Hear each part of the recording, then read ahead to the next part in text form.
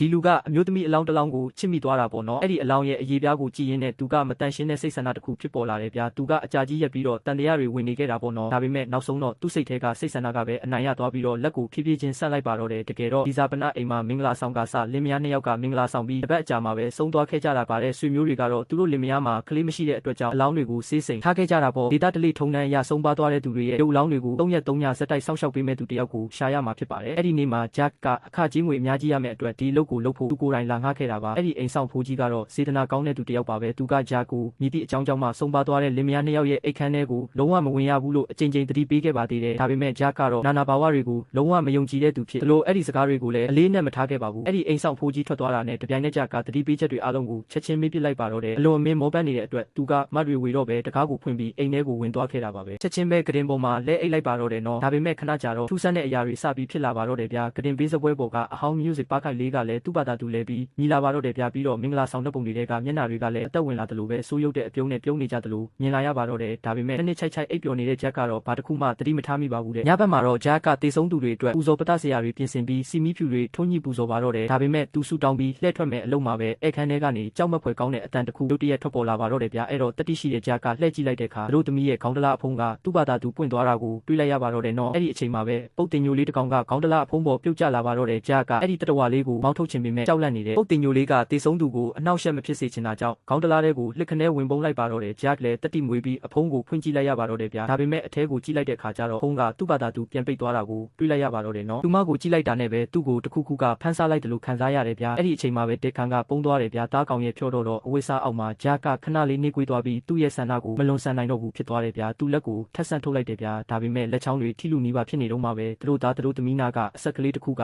ရုတ်တရက်လှုပ်ရှားလာပြီးသူ့ကိုဝင်တိုက်ပစ်လိုက်တယ်ဗျာအဲ့ဒီအချိန်မှာဂျက်ကစိတ်ထဲမကောင်းတယ်လို့ဖြစ်သွားတယ်ဗျာသူချက်ချင်းပဲအိမ်မြောင်ကိုဖမ်းဖို့ကြိုးစားတာကိုငင်းဆန်လိုက်တယ်ဗျာသူတို့သမီးရဲ့ကားဖင်ဖုံးကိုအမြန်ပိတ်လိုက်ပြီးသူတို့သားရဲ့ကားဖင်ကိုလည်းသူ့နေရာသူပြန်တွန်းပို့လိုက်တယ်ဗျာညစ်နေတဲ့အခါမှာတော့သူတို့သမီးရဲ့ပုံရိပ်ကသူ့ရဲ့စိတ်ကူးထဲမှာဆက်ပြီး6 လက်နှောက်ယှက်နေခဲ့တယ်ဗျာဒီတွေးတွေကသူ့ကိုအိတ်မပြောအောင်လုပ်နေတယ်ဗျာဘယ်ညာလက်လူးနေရင်နဲ့သူကတခုခုရဲ့ဖမ်းဆားမှုအောက်မှာရောက်နေတယ်လို့မျိုးပဲကတင်ပေးစပွဲတွေကတစ်တာကိုဆွဲထုတ်လိုက်တယ်ဗျာအဲ့ဒီမှာတော့အဖြူရောင်တစ်တာတစ်လုံးကိုတွေးလိုက်ရတယ်ဗျာဘာမှနားမလဲပဲဂျက်ကအဲ့ဒါကိုဖွင့်လိုက်တယ်ဗျာအဲ့ဒီထဲကနေတစ်ချက်နဲ့ခဲမအဟောင်းတစ်လုံးကျလာတယ်ဗျာတိကျင်စိတ်နဲ့တူတူကိုဖွင့်လိုက်တယ်ဗျာဒါပေမဲ့မျက်နှာပြင်ကလုံးဝဗလာကြီးဖြစ်နေခဲ့တယ်ဗျာအဲ့ဒီနောက်သူခဲမကိုယူပြီးတော့တပ်ပုံတွေကိုကြည့်လိုက်တယ်ဗျာအဲ့ဒီ footage ကိုကြည့်နေရင်သူ့မျက်နှာကပိုပြီးတော့တင်းမာလာတယ်ဗျာရုတ်တရက်ကျမ်းပြင်ပေါ်မှာခြောက်နေတဲ့တွေးကွက်တွေကိုသူသတိထားမိလိုက်တဲ့ဂျက်ကသူတို့သမီးကအသက်ရှင်စဉ်တုန်းကရက်ဆက်ဆက်နှိပ်စက်ခံခဲ့ရတာဖြစ်မယ်လို့တန်တရားဝင်လာခဲ့တာပေါ့အဲ့ဒီလိုတွေတွေးတောနေတော့မှပဲတရားရုံးခန်းရဲ့ဘေးဘက်ကနေစူညံတန်တစ်ခုထက်ကြားရပြန်တဲ့ဂျက်ကချက်ချင်းပြေးပြီးစစ်ဆေးကြည့်ပေမဲ့တကားနာရောက်တာနဲ့တောခလောက်မှာခြိထားတဲ့ကျိုးမြင့်သေးသေးလေးတစ်ချောင်းကိုသူတွေးလိုက်ရတယ်အဲ့ဒီအချိန်မှာသူကမမြင်ရတဲ့အင်းအားတစ်ခုရဲ့လွှမ်းမိုးမှုအောက်မှာရှိနေတယ်လို့မျိုးမသိစိတ်နဲ့ပဲအဲ့ဒီကျိုးလေးတိုင်းရှောက်သွားမိတယ်ကျိုးရဲ့တစ်ဖက်ဆုံးကတေဆုံးသူရဲ့ဒဏ်ရာကနေဆန့်ထွက်နေတယ်ဆိုတာကိုသူလုံးဝမထင်မိခဲ့ပါဘူးဂျက်ကမကြခင်မှာပဲအခန်းမကြီးရဲ့အနက်ရှိုင်းဆုံးနေရာကိုရောက်သွားခဲ့တယ်သူတကားဖွင့်လိုက်တော့ထူးဆန်းစွာလှပနေတဲ့သူတို့သမီးတယောက်ကိုတွေးလိုက်ရတယ်သူမကလမ်းဆုံးမှာရက်ပြီးသူ့ကိုစောင့်နေခဲ့တာပေါ့ပြီးတော့သူမကကူကယ်ရမဲဟန်နဲ့သူ့စီကိုလက်လန်းလိုက်တဲ့ဂျက်ကသူမအပေါ်မှာပြစ်ရှိတဲ့အတွေးတွေဝင်နေတာကြာလာပြီလေဒီလိုတွေးဆောင်မှုမျိုးကိုဘလို့များသူတွန်းလှန်နိုင်မှလဲနော်သူမစီကိုလှမ်းဖို့ပြင်နေတော့မှပဲနောက်တစ်ခဏမှာတော့သူတို့သားတယောက်ပေါ်လာပြီးသူတို့သမီးကိုမျိုးချလိုက်တော့မဲ့ပေါင်မိုက်ထဲကိုဆွဲခေါ်သွားခဲ့တဲ့ဂျက်ကရုတ်တရက်ချွေးစေးတွေနဲ့နိုးလာပြီးဖြစ်ပျက်ခဲ့တာတွေအကုန်လုံးကအိမ်မက်တစ်ခုပါပဲလားဆိုတာကိုသဘောပေါက်သွားတယ်သူချက်ချင်းပဲဝမ်းနေပူဆွေးနေတဲ့ခမ်းမကိုပြေးသွားခဲ့ပေမဲ့အဲ့ဒီထဲကိုဝင်လိုက်တဲ့အခါမှာတော့သူတို့သမီးရဲ့ခေါင်းတလားဖုံးကပွင့်နေတာကိုသူတွေးလိုက်ရတယ်ဒါအပြင်သူမရဲ့အဝတ်စားတွေကလည်းလုံးဝရှုပ်ပွားနေခဲ့တာပေါ့ပြီးတော့နောက်ထပ်ဖြစ်လာတဲ့အရာတွေ